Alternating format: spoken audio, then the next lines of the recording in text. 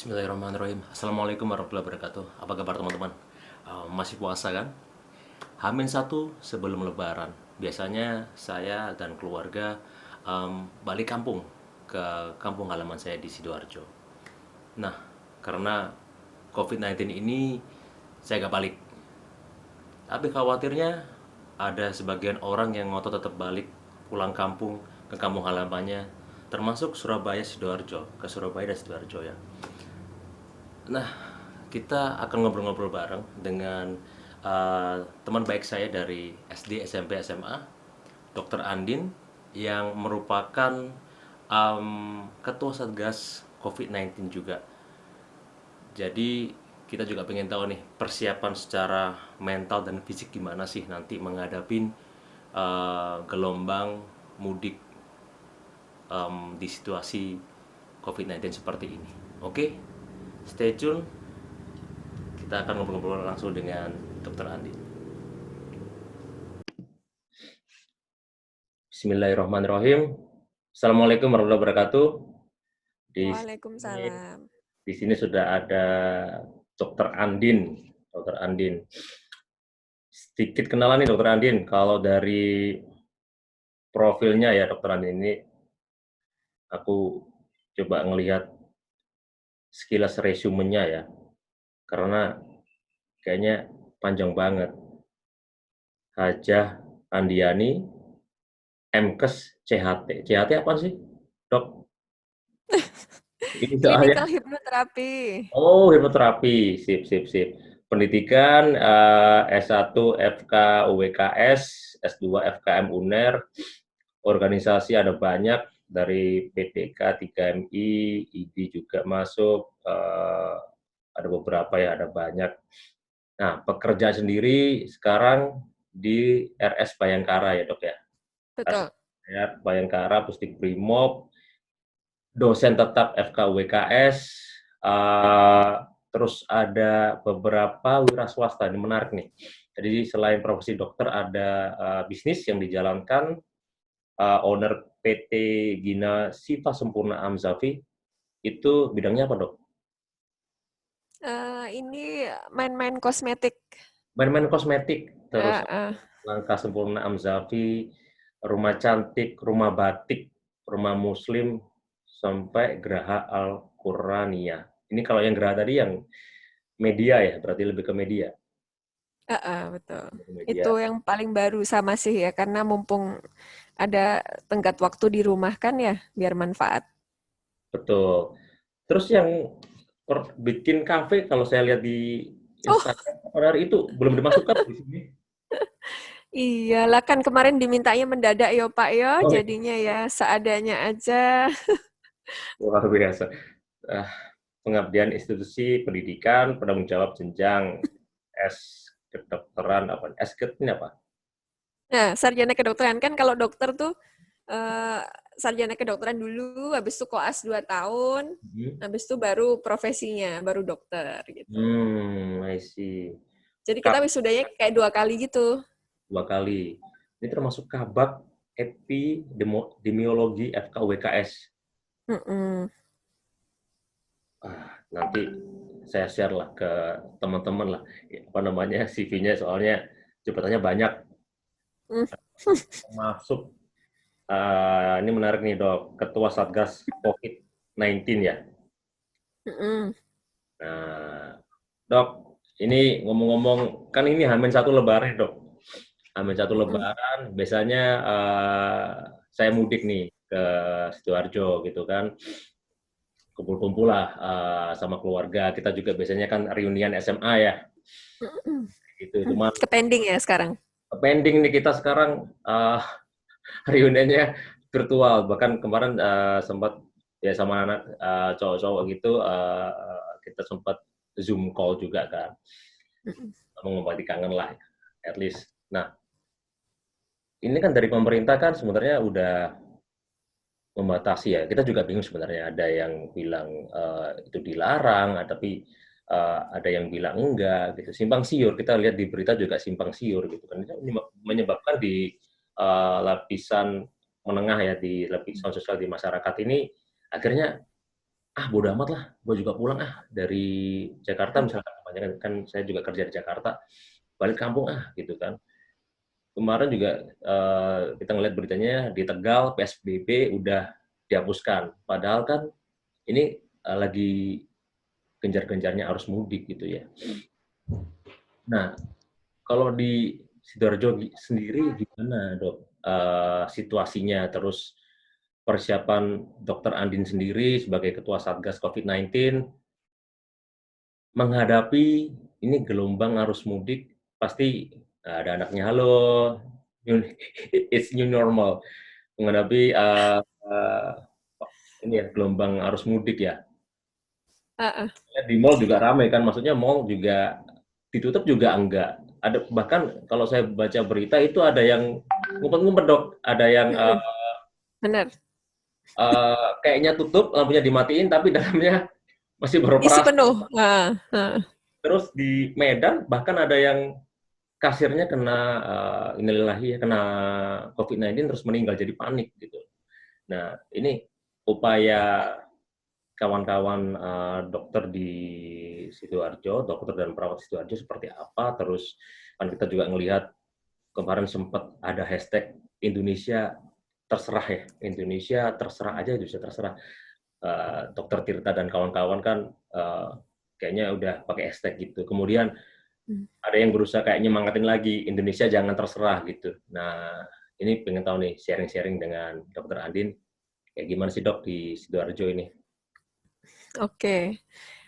Yang pertama sih, saya sih seneng ya pas ada yang ngajakin ngobrol kayak gini. Cuma kita berharapnya obrolan kayak gini memang benar-benar nanti itu impact negatifnya nggak ada, tapi lebih ke positif gitu ya. Jadi nanti mungkin yang memang bukan ranah ranah saya buat ngomong banyak sih, mungkin saya nggak ngomong banyak di situ. Gitu.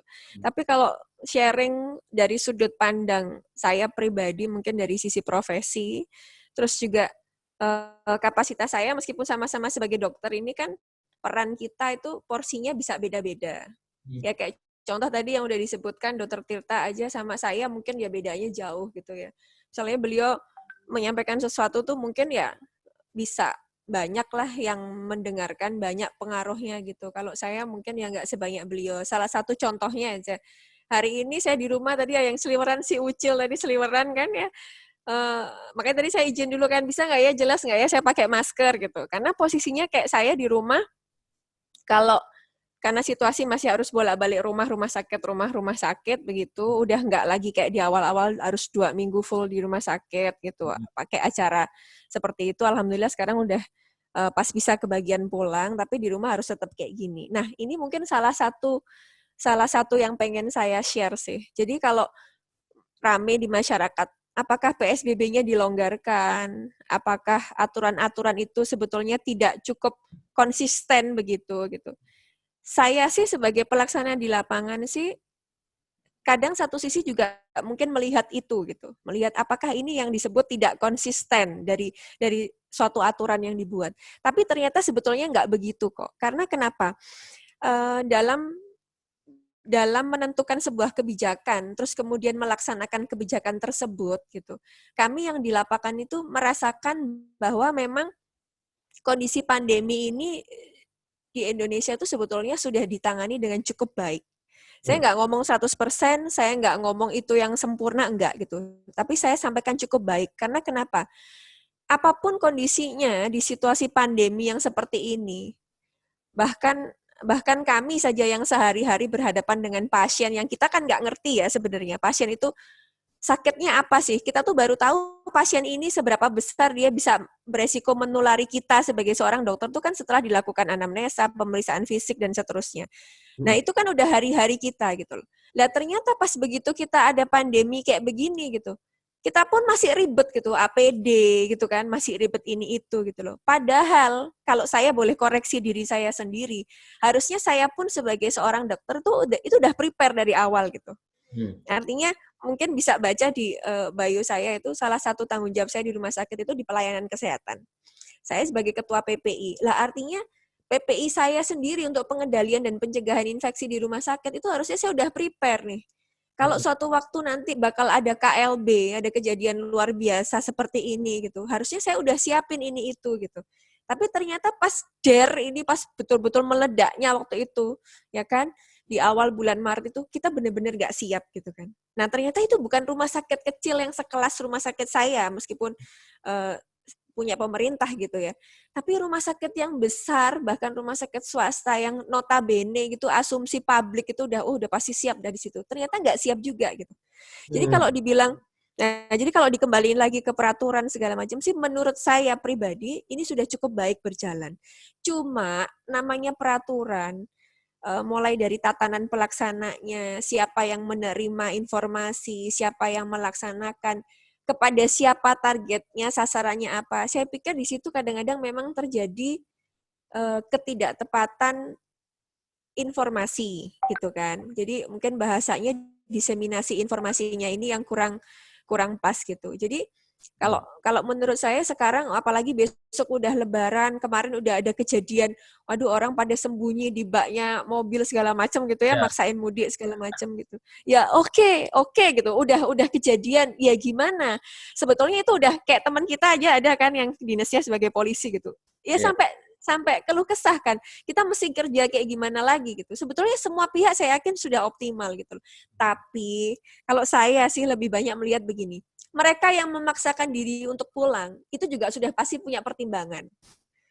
Artinya apa? Entah ada satu kondisi apa yang menyebabkan dia berpikir tindakannya dia saat itu yang terbaik buat dia dan keluarganya gitu. Meskipun secara overall, secara general tuh kita mikirnya kalau kamu pulang kamu nggak mikirin orang lain gitu. Bisa jadi itu sebetulnya sudah terpikir sama dia, tapi dia emang nggak punya pilihan lain, jadi dia harus pulang gitu. Nah, saya nggak bisa ngejudge, nggak bisa ngomentarin yang seperti itu, tapi saya lebih begini saja. Kalau sekarang kayak Jawa Timur nih kan sekarang lagi paling tinggi ya nasional nih. Oh. Kenapa gitu? Ini bisa dua kemungkinan. Satu, testingnya memang luar biasa bagus gitu. Terus yang kedua memang ya itu tadi acara yang mudik sembunyi-sembunyi tadi itu rodok lumayan banyak gitu kan di Jawa Timur.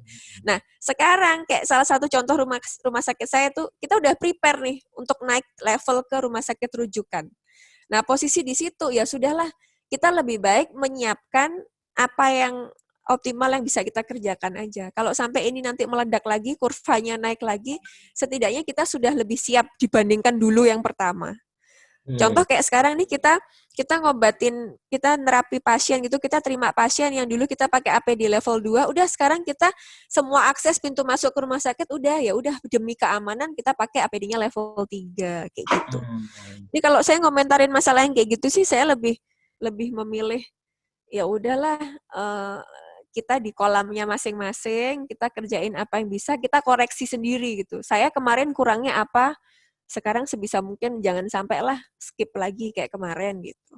Tapi ada karantina, ada kayak misalkan kita masuk ke dari luar kota masuk ke Sidoarjo gitu, ada karantinanya dulu nggak sih sebelum sebelum akhirnya mereka ke domisilinya masing-masing gitu, ke rumahnya masing-masing itu ada kayak karantinanya nggak sih sebenarnya dok? Ada. Ada Jadi ya? kan gini, kalau ada di setiap checkpoint itu, di setiap titik-titik checkpoint itu mereka udah punya standar gitu. Kalau yang ada scoringnya, jadi ada screening itu ada tabel scoringnya. Kalau scoringnya itu di bawah 11, itu artinya masih safe.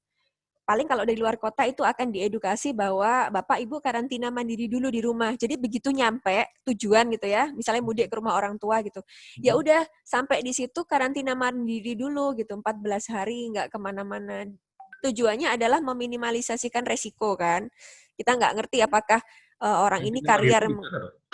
Di karantina karantina mandiri di rumah yang dia tuju, di tempat yang dia tuju. oh di misalnya di kamar gitu, kamar sendiri gitu ya? Heeh, heeh, Oh, oke. heeh. Oke, Nah, ya salah satu bentuk karantina mandiri itu kan tujuannya adalah dia semaksimal mungkin bisa membuat orang lain itu tidak terkena dampak karena keberadaannya, kan begitu. Ya kayak contoh, meskipun di rumah dalam kondisi apapun ya sebisa mungkin tetap pakai masker gitu. Contohnya tuh kayak begitu. Nah, tapi kalau mereka yang skornya di atas 11 itu udah ada treatment sendiri. Jadi treatmentnya kalau mereka udah di atas 11 scoringnya bisa saja langsung harus mengikuti rapid test. I see. Nah, nanti kalau sudah di rapid test ternyata hasilnya positif, ya ikut treatment lanjutannya. Bagaimana tata laksananya setelah itu, prosedur protokol COVID-nya bagaimana. Misalnya kalau mereka sudah rapid test, harus menuju ke rumah sakit rujukan untuk dilakukan pemeriksaan swab atau PCR itu gitu. Kalau Skor ternyata memang hasilnya positif, ya lanjut gitu. skor balik yang tadi apa skornya ada threshold-nya 11 ya, kalau kalau di atas Mm-mm. 11 harus, dites Mm-mm. lagi. Itu ada beberapa item ya, 11 item tadi atau gimana sih? Mungkin bisa ceritain agak detail. Hmm, Kalau scoring yang kita pakai sih di rumah sakit apa dari Dinkes provinsi yang kita pakai jadi acuan tuh kemarin sekitar ada 15 item. Salah satunya yang sederhana ya apakah berasal dari daerah yang transmisi lokal atau enggak. Tapi Oh, sih sekarang di Indonesia kayaknya hampir semua red zone ya. Nah, mhm terus mhm. terus kemudian itu ada istilah muncul gejala minor mayor atau enggak. Gejala minor tuh ya batuk, pilek gitu kan. Kalau yang gejala mayor tuh udah mulai muncul panas, kemudian ada keluhan sesak nafas kayak gitu. Nah, terus kemudian ada gejala tambahan. Kalau sekarang kan gejala penyertanya banyak atau lebih dikenal sekarang asimptomatis. Jadi orang yang positif COVID itu nggak harus selalu batuk pilek. Kadang-kadang ada yang diare, kadang-kadang ada cuman capek-capek kayak begitu. Nah, itu sudah ada scoring-scoringnya masing-masing.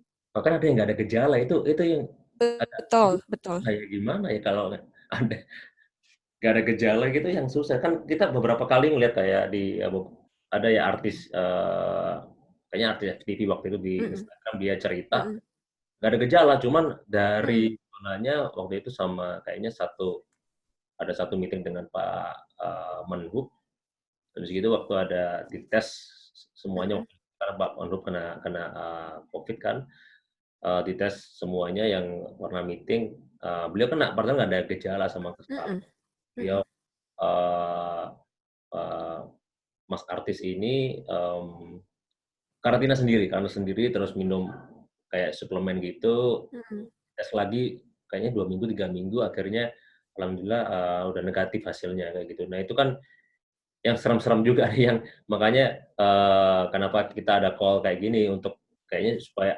awareness juga buat ini juga ya, apa namanya, ya supaya orang-orang yang mudik itu berpikir lagi lah, takutnya kan melarikan, kita nggak tahu nggak ada gejala atau enggak gitu, Betul, Dok, ya. betul. Kita juga kalau nggak ada gejala ya, Dok, ya. Malah mungkin ini ya, mungkin kita juga bisa sharing sih, beberapa wilayah itu malah sudah begini mereka itu karantinanya. Kalau yang sehat gitu, yang sehat, benar-benar sehat, nggak ada keluhan, terus kemudian udah pernah rapid test dari daerah asalnya dia, misalnya tadinya di Jakarta, terus dia mudik ke Jawa Timur gitu ya, dia hasil rapid testnya udah negatif, dia karantinanya itu ditaruh di balai desa. Nah, terus kalau mereka yang di daerah perbatasan ternyata tadi scoringnya di atas 11, kemudian di tes rapid testnya ternyata positif gitu. Dia Mhm. karantinanya itu di puskesmas ini gitu. Nanti kalau setelah di puskesmas itu ternyata dilanjutkan pemeriksaan swab-nya positif, baru diisolasi di sini gitu. Jadi udah dibagi-bagi jadi 3 Ada wilayah flow-nya ya, begitu. udah ada flow-nya, Heeh. level-levelnya gitu ya. Benar, benar, benar. Nah, mungkin ini juga apa ya, informasi ini yang perlu di-share juga sebenarnya gitu loh. Jadi masyarakat itu ngerti kalau aku pulang ke kampungku, jangan-jangan dapat izin dari bosnya 7 hari, ternyata dia mesti jalanin karantina mandiri 14 hari. Kan Nah, konyol malah nggak ketemu keluarga gitu. iya, itu sih. Apalagi kan sebenarnya ke hari hari liburnya, cutinya kan kalau nggak salah dipindah ke Desember kan ya sebenarnya ya. Mm-mm. Akhir tahun nih ya. Atau jadi Mm-mm. kayak lebih motong cutinya. Terus, saya juga baca-baca di beberapa media itu kalau misalkan, dari kampung halaman balik lagi ke Jakarta, itu nggak mudah, Mm-mm. Betul. dipersulit lagi. Nah, itu mungkin Mm-mm. pertimbangan buat teman-teman dan masyarakat yang mau mudik ke kampung halaman juga mungkin dipikirkan lagi, dampaknya seperti apa gitu. Karena ya mau nggak mau sebenarnya kan ini untuk kebaikan jangka panjang juga ya. Kalau kalau kita seperti ini, nggak disiplin juga, apa namanya, kapan berakhirnya gitu kan, Mm-mm. nggak jelas, gitu. Dok, Meskipun ngomong-ngomong memang susah berakhir loh. susah berakhir, betul, karena beberapa Mm-mm. penelitian katanya bisa tahunan, kita nggak tahu sampai kapan. Bahkan di negara-negara lainnya katanya kemarin mana ya, Finlandia atau di mana ya, itu sekolahnya karena Mm-mm. udah selesai COVID-19, eh, Masuk. lagi malah ada banyak kasus baru. Itu yang kita itu yang kita ya serem-serem juga ya. Itu yang makanya kalau gimana ya anak-anak sekolah itu kan masuknya kapan ya dok? Itu ada ini lagi nggak ada dengar-dengar nggak anak-anak Nggak sekolah? sih. Kayaknya kan informasinya new normal ini memang akan diberlakukan dengan evaluasi intens begitu, tapi kan bertahap ya, bertahap gitu. Ya, salah satunya kayaknya dunia pendidikan itu kayaknya termasuk di putaran ketiga kalau nggak salah. Di putaran Hmm. ketiga itu ya artinya diharapkan saat usia rentan. Jadi kalau dari sisi epidemiologi itu ada agent, host, environment gitu. Nah, dari sisi hostnya itu yang paling rentan kan kalau nggak usia lansia, usia anak-anak nih gitu. Nah, Hmm. jadi pada waktu kita mau mempersiapkan anak-anak ini kembali ke kehidupan normal, itu artinya lingkungannya sudah harus kita desain sedemikian rupa, setidaknya itu minim resiko gitu buat anak-anak. Makanya sekolah itu akan mulai dicoba kembali untuk aktif itu setelah new normal di putaran pertama, putaran kedua itu berjalan dengan baik gitu loh. Jadi emang kayaknya kalau nggak salah sih yang pertama mau di trial itu kan dari sisi ekonomi ya kalau nggak salah ya. Ya memang memang memang banyak ya pertimbangannya memang kompleks kalau udah kena pandemi mah memang luar biasa gitu. Jadi mungkin kita gini kita sharing begini juga mungkin teman-teman yang lain tuh berharapnya sama-sama itu kita berangkatnya dari positif dulu lah gitu. Jadi dari positif itu artinya kita nggak ngejudge dulu nih. Ini belum beres kok udah mau digini udah gini nggak.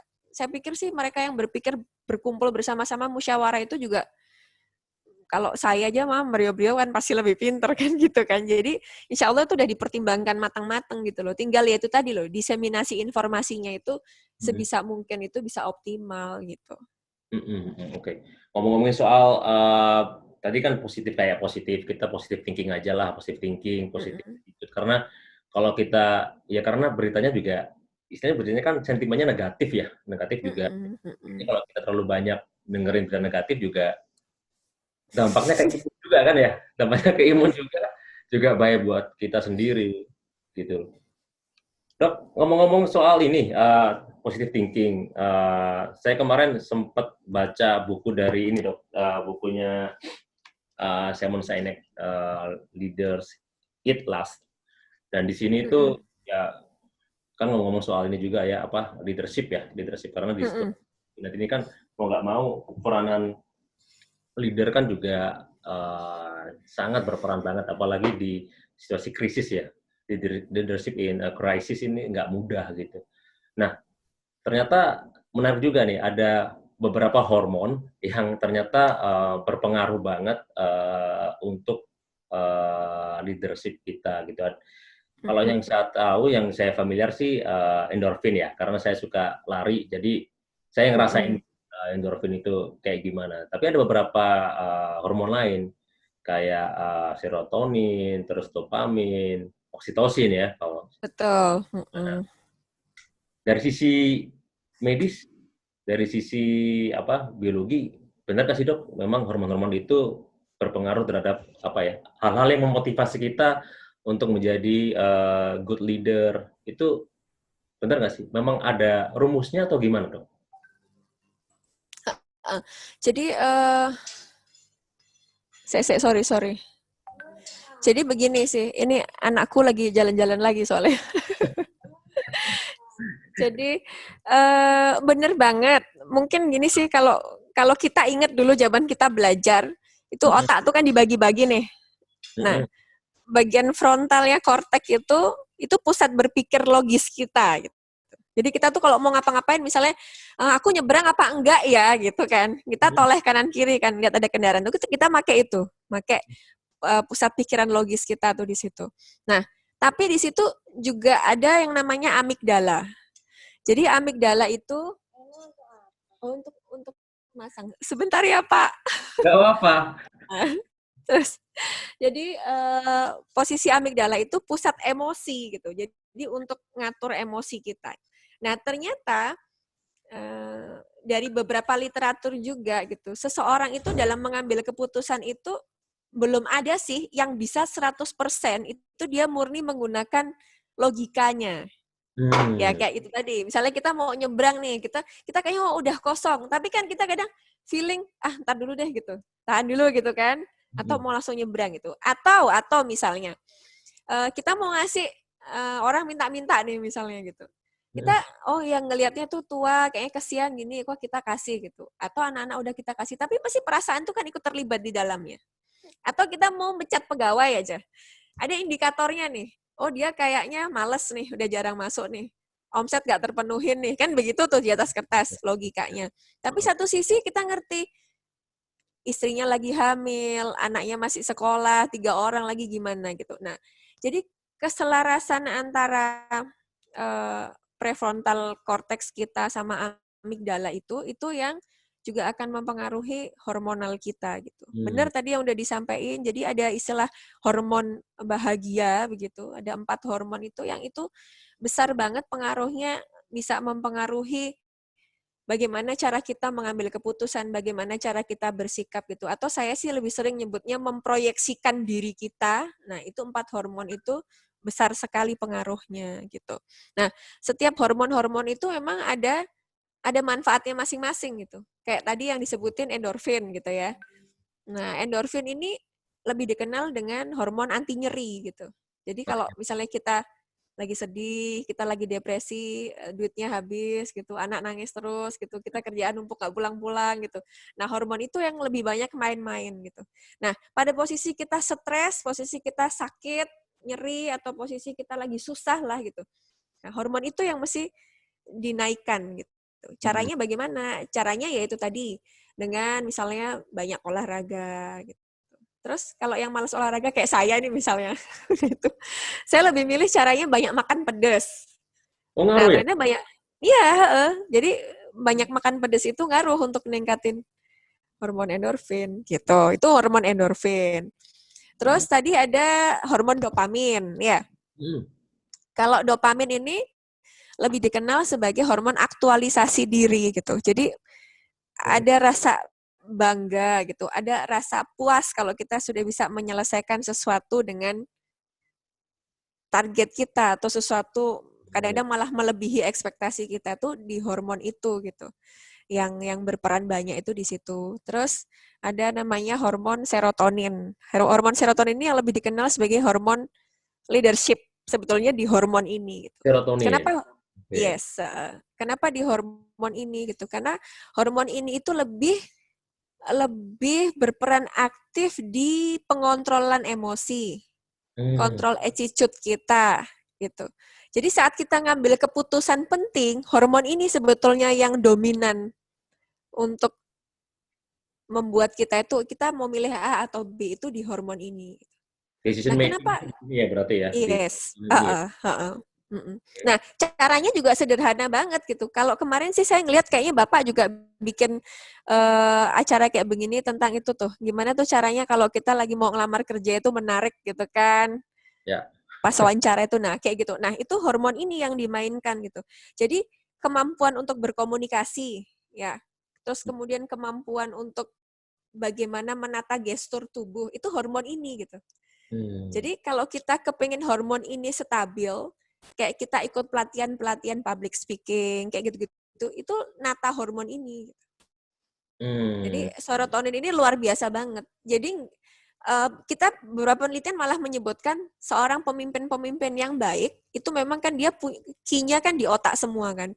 Jadi pikirannya dia tuh udah dikemas sedemikian rupa, sehingga serotoninnya itu selalu stabil gitu. Caranya dia untuk nyetabilkan serotonin apa? Dalam waktu 1 minggu itu paling tidak dia melonggarkan atau dia menyediakan waktu tuh kurang lebih tuh 5-6 jam untuk melakukan komunikasi efektif. Komunikasi efektif sebagai seorang leader gitu. Komunikasi efektif sebagai seorang leader itu gimana? Ternyata bukan yang kita belajar teori loh. Saya kalau mau naikin omset itu saya mesti begini. Saya kalau mau dapat pegawai yang baik saya mesti begini. Enggak. Ternyata komunikasi yang efektif buat seorang leader itu adalah komunikasi yang membuat dirinya selalu tenang. Selalu tenang, oke. Ya, jadi kalau misalnya hobinya apa nih? Misalnya hobinya main game online gitu kan. ya Heeh. wes dalam waktu 1 minggu itu sediakan waktu sama temen yang paling enak diajak ngobrol, yang bisa diajak sharing, itu untuk memenuhi hormon serotonin di tubuh kita biar balik lagi dia sampai stabil Oh, sambil persediaannya. maksudnya sambil main game online terus komunikasi gitu ya sama Heeh, heeh. itu memperbaiki hormon kita tadi ya? Mm-mm. Hmm. Meskipun kan kadang ada kan orang yang gini, saya kalau stres mendingan saya sendiri deh baca buku gitu kan. Mhm. Misalnya ada orang gitu atau saya nonton film gitu misalnya kan. Drama Nah, Korea. ada orang drama Korea misalnya gitu. Nah, ada orang-orang yang memilih kayak gitu. Iya, tapi ternyata kalau kita mau cepat untuk bisa menaikkan hormon serotonin, itu komunikasi yang paling dominan. Komunikasi. Wah, Heeh. oke oke. Berarti udah bener nih maksudnya saya juga main game ya, main Mm-mm. PS4, main FIFA. Cuman kayaknya Dok, kalau kalah itu makin stres ya. Apalagi kalau kalah terus-terusan ya sama teman sendiri, terus ya, biasanya kan bully-bulian lucu-lucuan gitu ya. Heeh, heeh. Terus juga kadang-kadang itu yang perlu diperhatikan maksudnya dari sisi ini jangan sampai berlebihan juga ya main gamenya ya. Tetap Heeh, paling, heeh.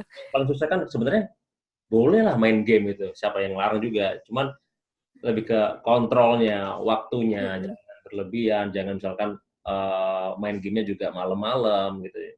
Malah nanti Loh, capek kan. sebenarnya tadi loh, kuncinya itu adalah komunikasi efektif gitu. Jadi kita melakukan aktivitas itu untuk bisa supaya komunikasi kita efektif. Nah, komunikasi dengan siapa, apa yang dikomunikasikan itu gitu. Kalau misalnya kita ngegame terus ujung-ujungnya kayak tadi tuh mau berantem sama temen gak enak, itu kan gak efektif jadinya. Ya kan? Jadi lewat ketok ini bakalan kalah nih aku, udah deh ngerem rehat dulu gitu kan.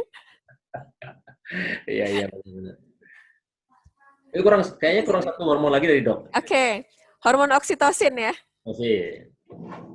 Hormon oksitosin itu lebih kepada apa ya, kepercayaan. Jadi kalau kita jadi seorang leadership gitu, kita seorang leader gitu, jiwa leadership kita itu kan kita perlu nih poin ini ya, kepercayaan, terus habis gitu kedekatan emosional dengan ya anak buah, dengan siapapun gitu. Nah, hormon ini, Maksudnya ya. hormon oksitosin ini yang berperan. Hah?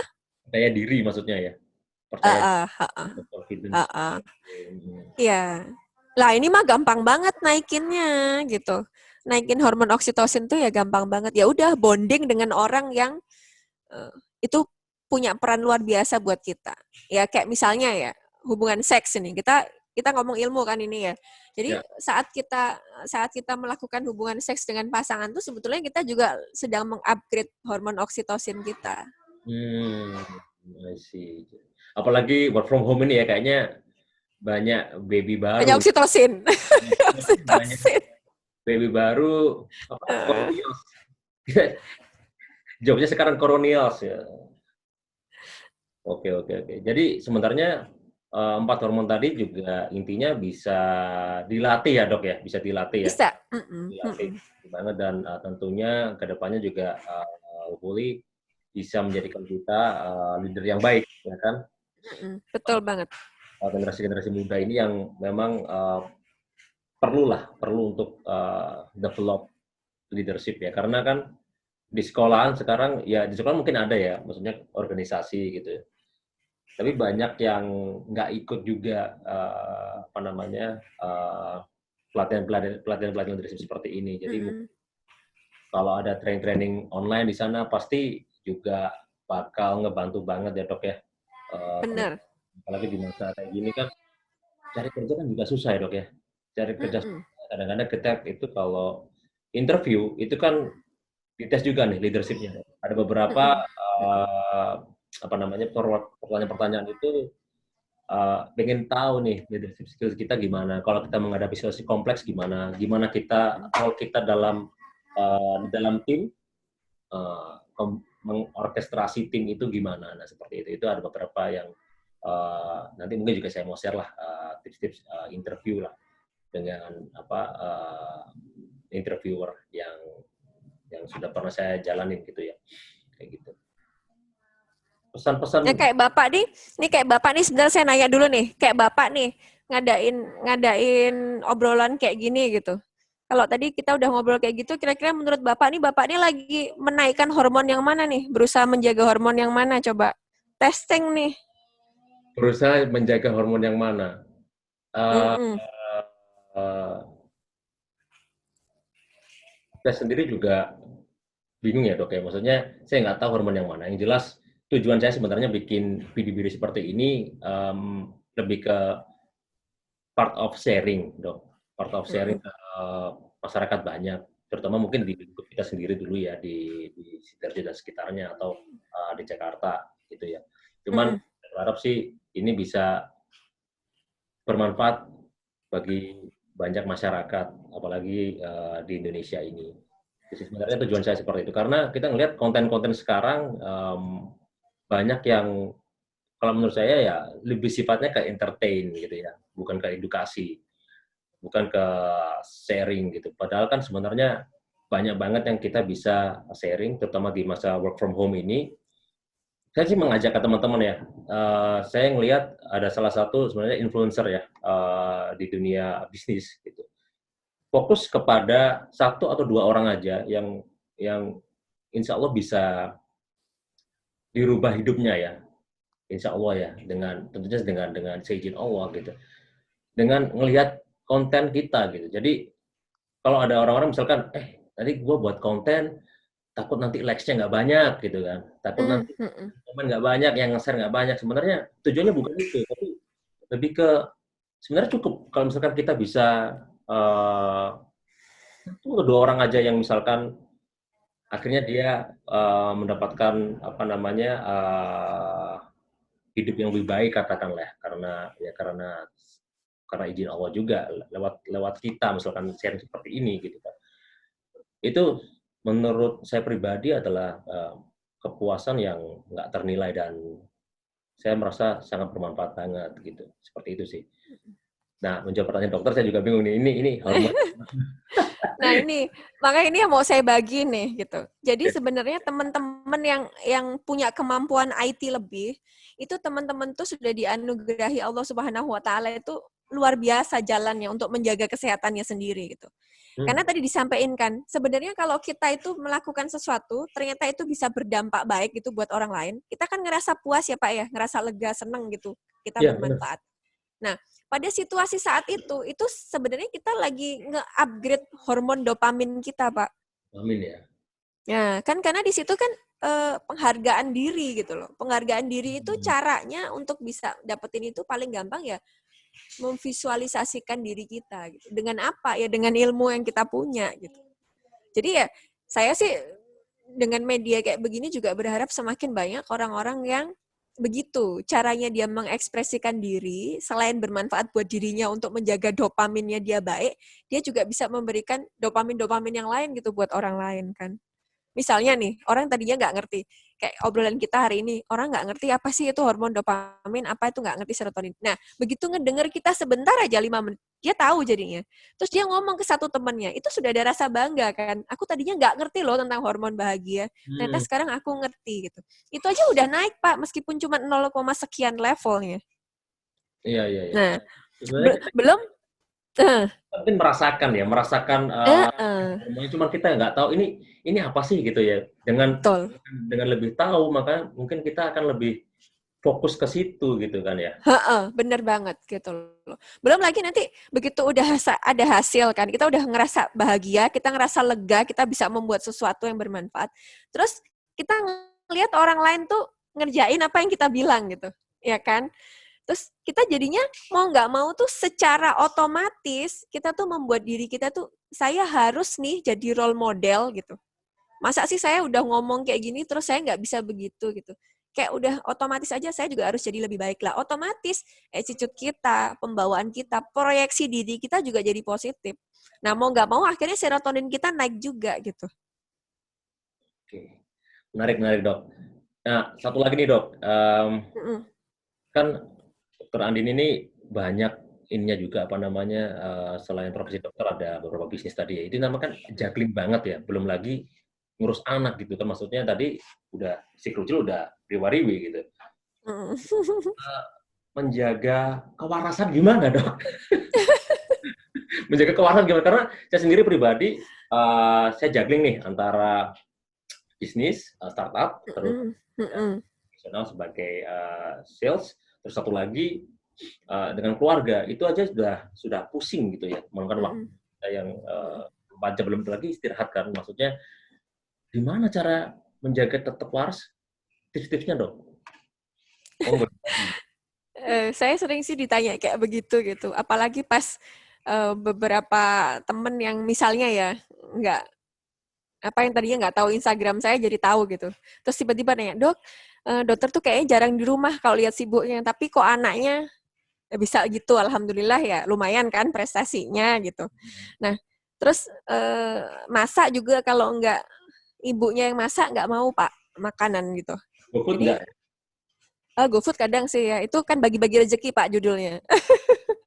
Nah, jadi kalau saya ditanya gimana jaga kewarasan gitu, saya sih cuma dua aja sih kuncinya itu. Setiap saya jalanin apapun kuncinya cuma dua. Selalu Bismillah sama Alhamdulillah gitu aja. Jadi saya yakin seyakin-yakinnya kalau semua pencapaian, semua proses itu bisa berjalan, itu kalau nggak kun nggak mungkin fayakun kan begitu. Nah Hmm. satu itu gitu. Terus yang berikutnya tadi Alhamdulillah. Alhamdulillah itu kalau saya tuh isinya ada dua Pak. Tadi Alhamdulillah itu isinya syukur sama sabar. Sabar dan Jadi syukur. Oke. jadi begitu saya tuh ngomong alhamdulillah gitu, kadang putus sampai di situ gitu. Padahal sebetulnya kalau diterusin agak panjangan dikit lebih enteng gitu jalaninnya. Apa? Alhamdulillah ala kulli hal gitu. Jadi segala puji bagi Allah dalam semua situasi gitu. Jadi saya kadang-kadang eh, namanya perempuan ya, terus ada karir, ada rumah tangga gitu kan ya. Mesti gimana? Apakah harus dipilih? Sebetulnya itu bisa berjalan bersamaan asal kita paham betul bahwa setiap pilihan itu pasti ada yang dikorbankan gitu. Dan dikorbankan tuh sebetulnya bukan dikorbankan tapi masalah prioritas gitu. Jadi Hmm. makanya kuncinya ya itu aja selalu alhamdulillah ala kulli hal. Jadi misalnya aduh saya kepenginnya gini, ternyata belum bisa tercapai optimal seperti harapan saya. Ya udah syukurin aja dulu bisa ngerjain itu gitu. Kayak Hmm. hari ini gitu. Mungkin ya orang bakalan ngomong, ngapain sih Sabtu-Sabtu masih kerja gitu. Tadi pagi masih kerja gitu. Tapi ya alhamdulillah kerjanya pas bisa di rumah, bisa ngeliatin anak gitu. Dengan kondisi begini, anak tuh ngelihat saya kerja, dia juga ternyata jiwa mandirinya terbangun gitu. Oh ternyata Bunda nih kerja supaya ini gitu. Kayak kapan hari itu anak saya sempat nangis, saya nggak boleh berangkat kerja. Tak pikir nangisnya karena dia manja gitu.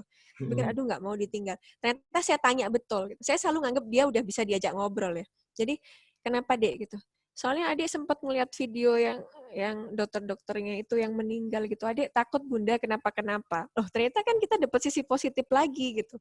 Dia nangis bukan karena nggak mau saya tinggal, tapi lebih karena dia khawatir gitu. Nah, Khawatir. Hmm. iya, jadi itu makanya tuh alhamdulillah berarti saya tuh sibuk kayak begini memang ya mungkin Allah kasih rezeki saya caranya ngajarin anak, ngedidik anak ya dengan cara begini begitu. Masya Allah. Oke, oke. Wah, uh, thank you banget Saya nih. masih dalam kategori waras ya, Pak ya? Waras seperti Dok. Tapi kadang-kadang waktu kita reunian kemarin banyak gak fokusnya Dok. Sama teman-teman kan banyak yang kayaknya ada beberapa yang lupa gitu ya. Jadi itu memang kayaknya akibat gak mungkin kan kita berarti kan kita juggling Dok ya. Juggling dengan kita juggling Dok ya. Kalau bolanya semakin banyak kan risiko untuk salah satu Benar, benar. ada gitu. Nah, itu mungkin Pastilah, Pak. iya Dok. Iya. Makanya jadi saya tanya menjaga kewarasan gimana? Pada akhirnya kan balik ke prioritas lagi, Pak, gitu. Nah, kadang-kala tuh kalau kita pas nggak bisa nentuin prioritas sih, kalau saya lebih banyak ngelihat manfaatnya lebih banyak yang mana gitu. Kayak contoh tadi tuh, pas reuni itu saya tuh paling susah ngapalin nama orang gitu ya. Tambah banyak urusan, tambah gampang lupa gitu. Orang kalau kenal saya udah private gitu, udah kenal banget gitu, kayaknya Dokter Adit ini kok gampangan lupa ya? Iya, gampangan lupa. Bukan karena apa-apa, karena memang, sudahlah, kalau ini tuh masih bisa dimaklumin orang gitu. Tapi kalau ada ranah pekerjaan, ranah yang diamanain ke saya, terus kemudian saya skip di situ, misalnya terapi lupa gitu kan, apa lupa gitu, nggak mungkin kan. Jadi mesti, ya udah fokusnya taruh di sini 80%, di sini 20% dulu, kayak gitu. masalah waktu aja sih. Siap. Dok, ini kayaknya sorry banget udah setengah jam lebih. Yes, nggak kerasa.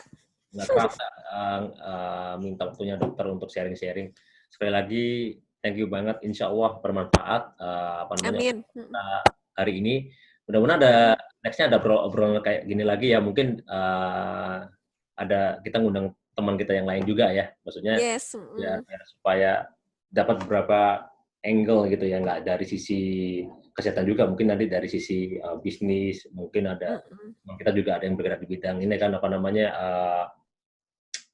wisata lah ya, wisata sekitarnya. Nanti kita coba sharing-sharing bareng lah seperti apa. Sip lah. Oke. Semoga selalu sehat, Dok, dan Amin, sama-sama. terutama ini ya nanti masa mudik, please stay safe dan mohon maaf lahir batin, Dokter Andin. Semoga sukses terus. Salam buat keluarga. Assalamualaikum warahmatullahi wabarakatuh. Ya, waalaikumsalam warahmatullahi wabarakatuh. Nah, itu tadi ngobrol-ngobrol santai kita bareng Dokter Andin, teman-teman. Jadi key takeaway-nya ada 2.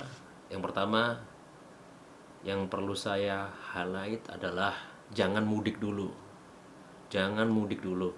Saya nggak bisa bikin lagu ya. Saya nggak bisa bikin lagu yang jangan mudik dulu itu. Cuman yang bisa saya lakukan adalah kami mengimbau ke teman-teman semuanya, nggak cuman yang domisili di Surabaya dan Sidoarjo, tapi saya rasa sih di semua daerah juga banyak yang senasib juga dengan Dokter Andin tadi, gimana mereka bahkan kalau yang lebih ekstrim ya itu nggak bisa ketemu keluarganya walau satu kota ya, nggak pulang-pulang dari rumah sakit gitu karena harus berjibaku dengan pasien. Ya memang itu resiko pekerjaan dari mereka, tapi alangkah indahnya kalau kita juga tetap stay at home gitu ya, supaya ini untuk meringankan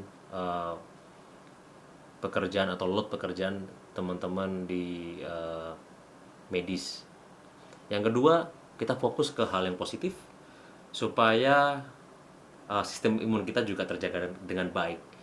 Kita melakukan improvement di self development kita. Jadi ada 4 hormon yang bisa kita latih. Hopefully dengan tahu hormon-hormon apa yang mempengaruhi kita dalam leadership, ini dapat menjadikan teman-teman menjadi leader di kemudian hari, leader yang baik, yang bijaksana, yang dapat diandalkan buat keluarga, bangsa dan negara. Oke, thanks for watching. Assalamualaikum warahmatullahi wabarakatuh.